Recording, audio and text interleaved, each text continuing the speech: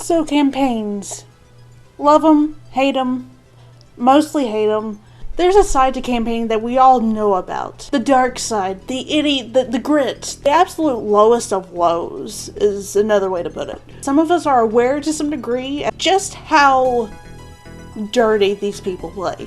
But it's one thing to have a suspicion, and then totally different thing to see the figureheads of an organization not only teach students about these dirty methods, for them to just comply with all the dirt that candidates do. Whenever we see that something is wrong, for us to just keep our mouths shut. To pretend that nothing is amiss with a certain candidate, when deep down we really know that there is something going on with the candidate. So today I want to talk about just that, how that happened this past weekend. Sit tight, grab you a snack. In fact, I might make some coffee here in a second. And yeah, let's get on with the video.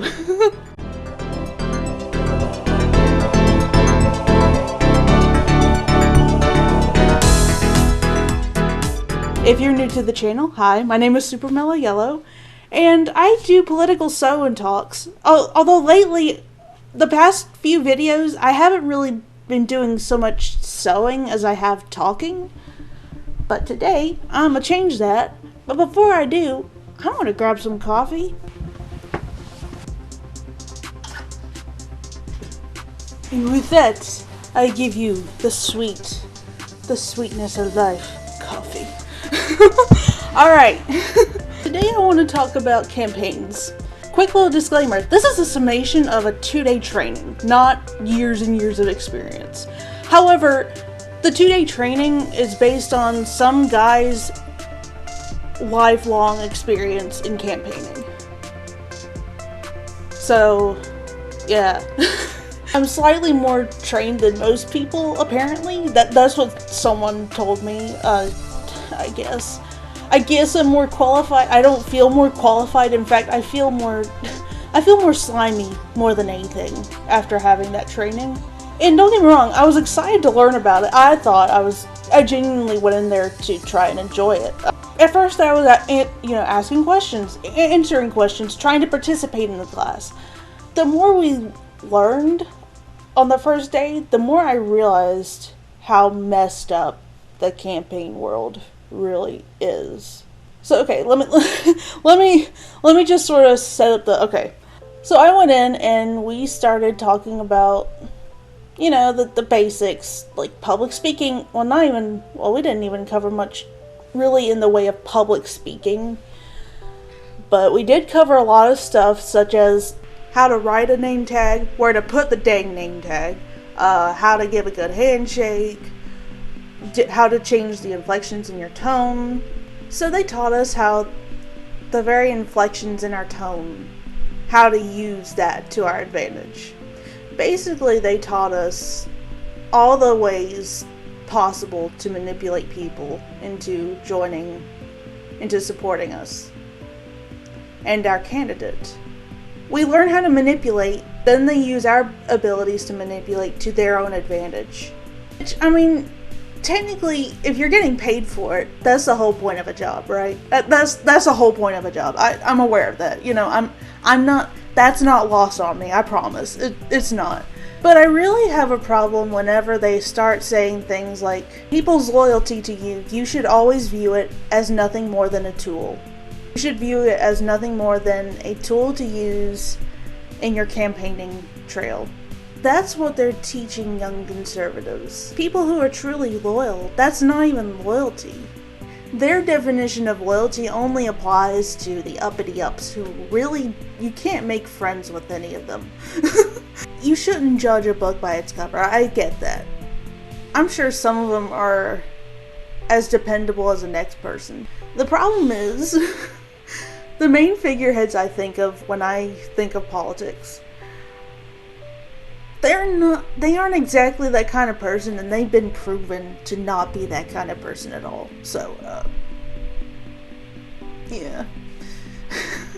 Now, don't get me wrong, there are some people who are only singing the praises of a candidate because it's the most popular thing to do, and brings them the most following. But a lot of average Americans don't want the clout. Believe it or not. People don't always want clout, especially the average person. When the average person talks about loyalty, the good-hearted ones, it isn't some means to manipulate people. It's legitimately that the average person believes in them. That's the difference.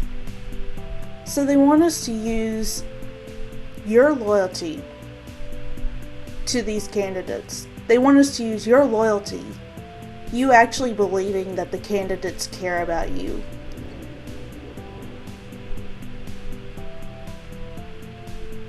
It be thundering, y'all. This segues to another really good point that really tipped me over the edge. That really just absolutely made my blood boil. So one of the things they talked about on the very first day, amongst the first few slides, the first few lessons,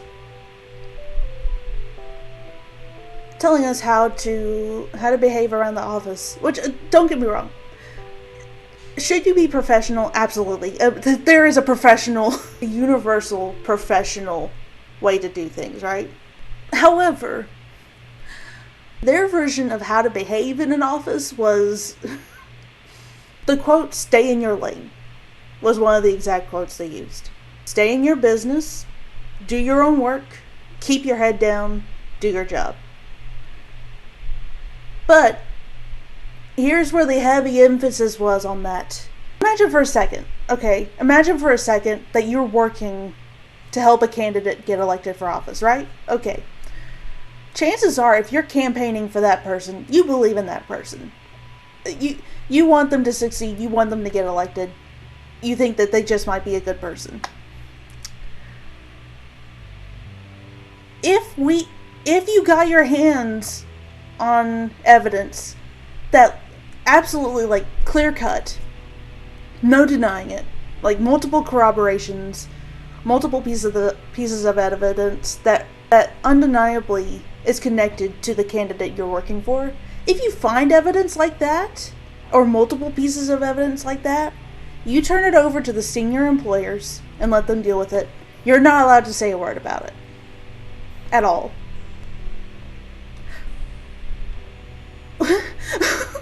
I even asked them the question.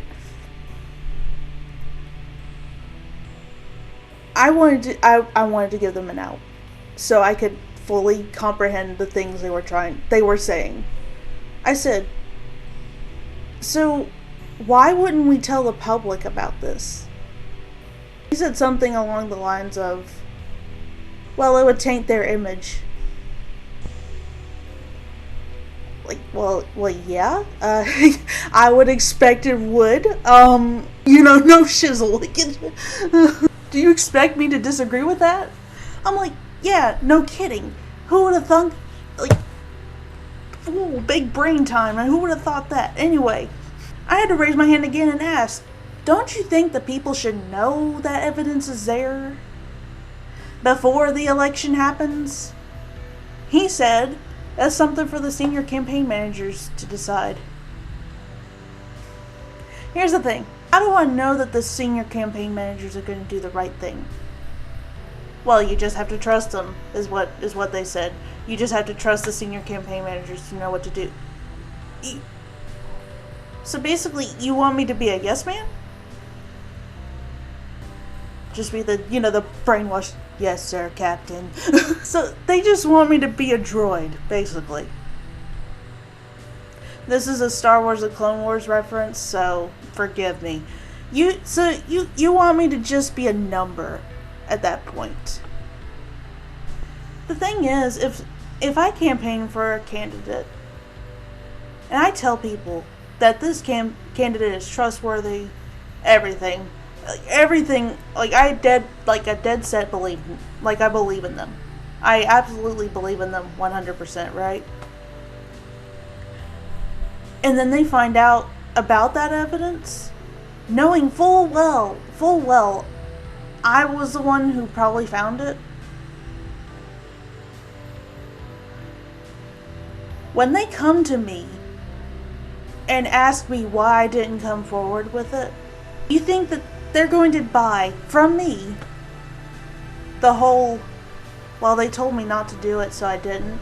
You think they're gonna buy that? You think that's gonna fly with them? That it'll be like, oh, free pass. Oh, you're good then. If they told you not to do it, then you're good.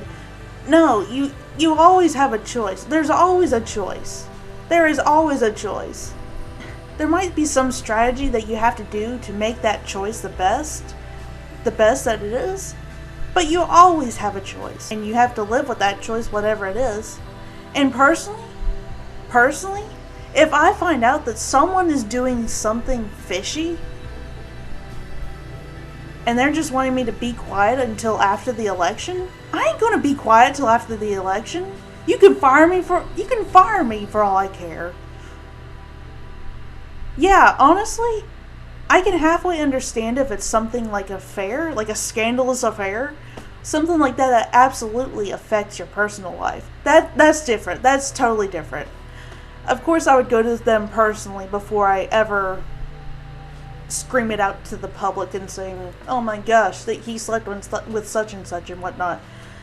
Of course, I would wait to see if he's going to change. If he's a man of his word and is actually going to change, I want to see it for myself.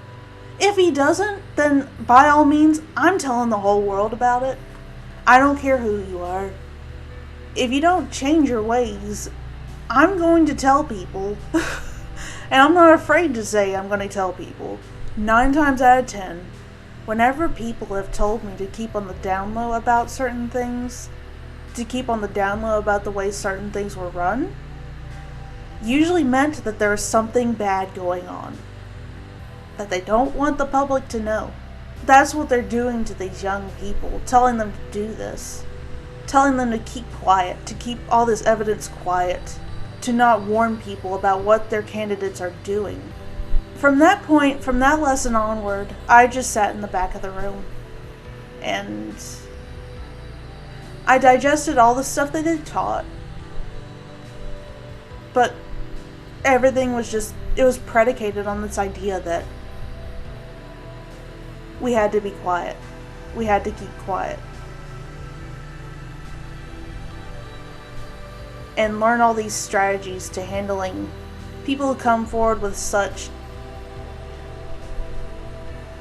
pertinent evidence. And hearing them talk about these strategies,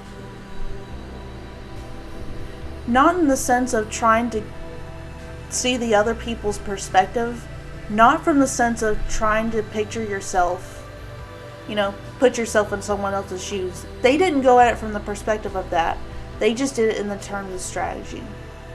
As if the people were just pawns in their little game. I asked one of the head ladies questions. One of those questions was,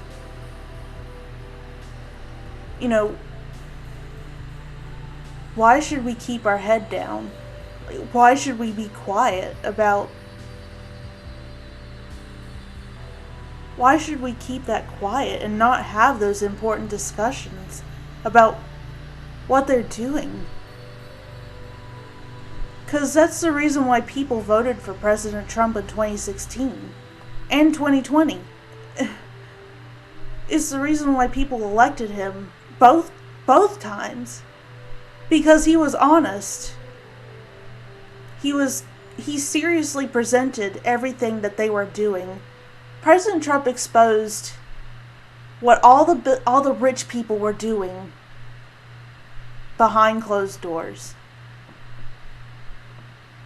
And by all rich people, meaning himself too. I mean, he absolutely put himself on the line and was honest about all the things he did. Well, I mean, most of them. Not all of them. Not every single thing he did. But a good bunch of them he was absolutely honest about. He put it all on the line for us to see firsthand. Before the election, I asked one of the instructors there, if we're wanting to change the way things work, if we're wanting to change the way that campaigns work, why are you telling us to keep our mouths shut? Why are you telling us to just stay in our lane, to just mind our own business? She said, well, that's just how it is, and we have to just go with it.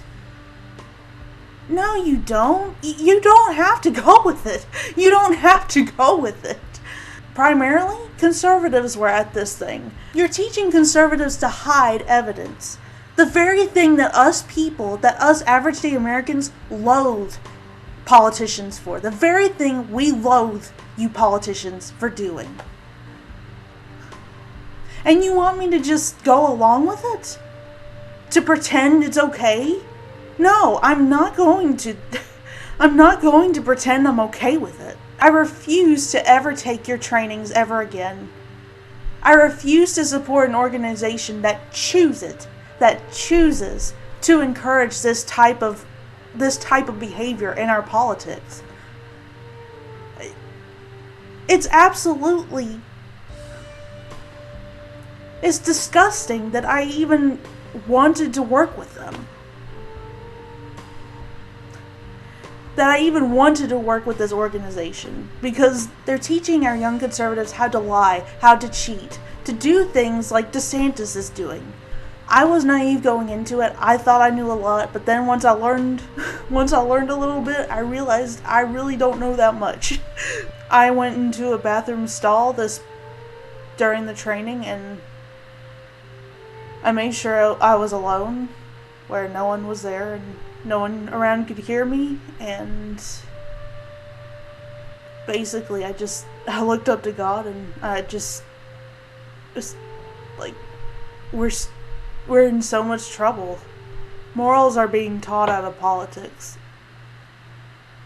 Please be careful, because all these people are being taught to do this. They're being taught. They're being encouraged. They're encouraged to be like DeSantis is right now. Ladies and gentlemen, boys and girls, I officially have a Patreon. Thank you very much. So I happen to be into fashion and want to support the channel in some way, feel free to check out my Patreon. And I'm working on a locals channel soon. I guess it'll be sort of like my Patreon, but you know what I mean. The thing is, with my Patreon, for now, it's going to be mostly design work. If you have the time, feel free to check out my Patreon. Hopefully by the time I upload this video, hopefully I'll have a lot more, I'll have some content, because this is the only content I have right now. Well, oh no, never mind, I take that back. I do have an about page. I do have an about page, so that's good. It's going to be like $3 to $4 a month at most. So yeah. So that'll be all for today. Thank you so much for watching this video. I'm so sorry for such a downcast topic. Next time I'll try to be a little bit more upbeat in terms of the topic choice I have. I feel like that was something the public really needs to hear and really needs to know about how these campaigns operate.